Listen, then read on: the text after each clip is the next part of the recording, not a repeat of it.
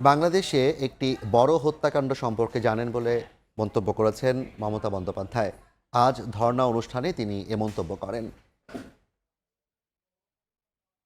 হত্যাকাণ্ডের পেছনে ভারত সরকারের সম্পৃক্ততা ছিল বলে দাবি করেন তিনি। এমনকি হত্যা মামলার আসামিরা পশ্চিমবঙ্গে গ্রেফতার হলে সে খবর চেপে রাখতে ভারতের স্বরাষ্ট্রমন্ত্রী অমিত শাহ ফোন করেছিলেন বলে জানিয়েছেন মমতা। পশ্চিমবঙ্গের তৃণমূল কংগ্রেসের ক্ষমতা হারানোর প্রায় এক মাস পর মঙ্গলবার বড় কর্মসূচিতে রাস্তায় নামেন তৃণমূল নেত্রী।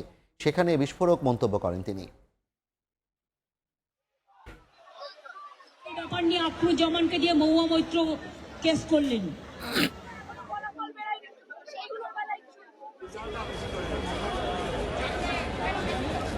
দর্শন আছে। আজকে আমার দুঃখ,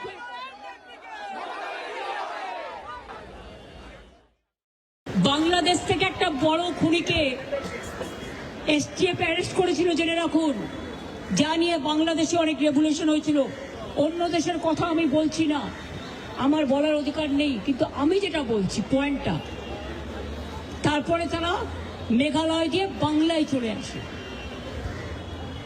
বাংলায় যখন চলে আসে তখন আমাদের এসটিএফ তাকে ধরে, এটা তাদের ক্রেডিট। তারপরে হোম মিনিস্টার নিজে আমাকে ফোন করে বলছেন, এতদিন তো কই আমি বলিনি, মুখ করিনি, আজকে অত্যাচারের শেষ সীমায় গেছেন বলে।